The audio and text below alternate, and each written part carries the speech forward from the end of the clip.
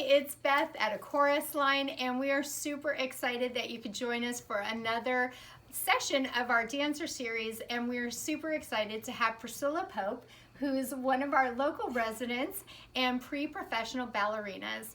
Priscilla is 17 years old and has a very impressive resume. She studied with the Coburn Academy, Los Angeles Conservatory. She was recruited by the Sarasota Ballet Company, as well as the Los Angeles Ballet Academy as well. And we are super excited to have her be a part of our dancer series. I've known Priscilla since she was a little girl dancing locally, and she's so charming and lovely. And we've invited her, and she's graciously accepted our invitation to join us for our dancer series to talk about some different aspects of being a pre-professional dancer on pointe. Unfortunately, she had a career suspension because of an injury, which will also be a part of our dancer series. And today we're going to talk about, well, through our dancer series, some things that may enlighten some of our dancers and some of the obstacles that she's faced as well. But today we're going to talk about the importance of having a great dialogue with your fitter when you're coming in for a fitting for pointe shoes. So welcome, Priscilla. We're so happy to have Thank you for having me. Yes, I haven't seen you in a while, and we're so glad you're home now. Mm-hmm. She's rehabbing an injury and still trying to work through her injury, and she's going to be leaving shortly to attend the Austin School of Ballet. So we're happy to have you, and let's go ahead and get started. So we were talking about the importance of having a great dialogue with your fitter, and clearly being a pre-professional, you've had many pointe shoes. Yes. So if you can tell me a little bit about, you know, the shoes that you're wearing and what makes a good fitting for you, or some aspects that you think are important to have when you're being fitted for pointe shoes. Yeah, so right now I'm rotating between Freeds and Suffolks, and I love the Suffolk Sonnets because they do mimic a Freed type shoe, but they have a stronger shank and a stronger box, and that's really, really great when it comes to the support I need for my shoe. I would say for first time pointe shoe fitters, if you're going in for your pointe shoe fitting for the very, very first time, I would definitely do a little bit of research, because there's so many shoes. And of course, when you have a good fitter like Beth, then they'll already know all of that, and you won't need to do a ton of research. But just getting, like, familiarizing yourself with the anatomy of a pointe shoe is so important. That way you at least, you know, come in already knowing, okay, this is, you know, this area of the pointe shoe I need a little bit stronger. You know, maybe this one I don't need it as strong. And then I would also say just knowing the difference. We were talking a little bit about the difference between pressure and pain, because when you're going on pointe for the very first time, it can be a little hard to tell the difference between the two. So you want a little bit of pressure, because that's how you know that the pointe shoe is fitting correctly. Now, if you go up on pointe and there's pain, that's when it's an absolute no.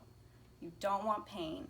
I've definitely had experiences where I've, you know, haven't really talked to my pointe shoe fitter, and I didn't really express. I was nervous, you know, and they said it looked good, and so then I left, and I ended up honestly just throwing the shoe away, because $100 later. $100 later, yeah, it was not good. But because I didn't say, oh, I'm in pain, this hurts.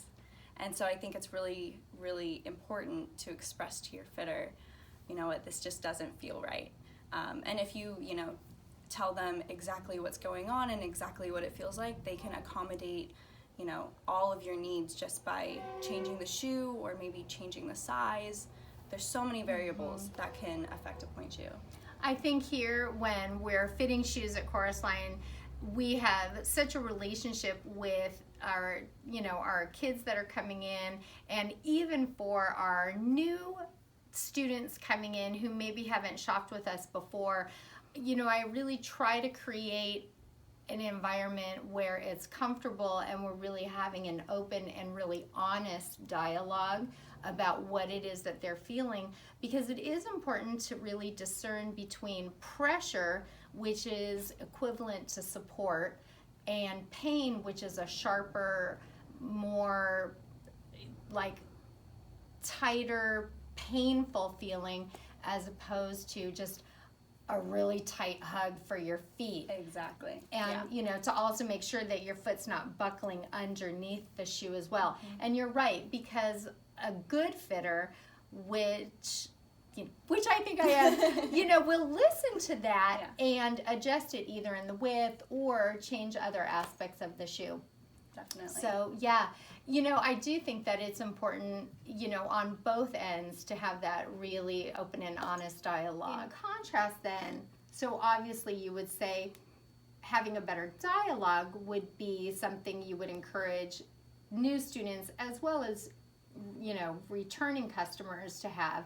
Is there anything else that you would add that would make it a better fitting?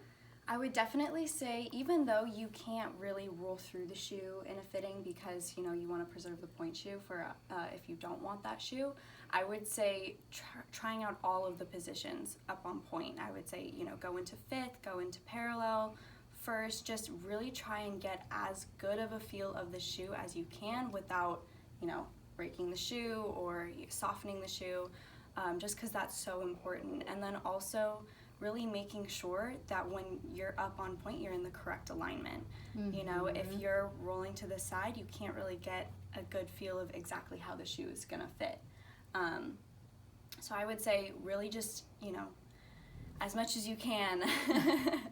That's interesting that you say, because we are going to talk about, sickling is sometimes an issue for beginning students and newer students to point. So we are going to talk about in our upcoming dancer series with Priscilla some of her favorite flexibility exercises that she likes to use, as well as strengthening exercises that help prevent sickling on point. So we'll come back to that in an upcoming Saturday series, so look for that. But being on point correctly with correct technical position is going to make a huge difference on point. So Priscilla, thank you for joining us. I love your little tips and tricks for good fittings. And if you want to book a fitting, just tap the link on our bio and we'll get that scheduled for you.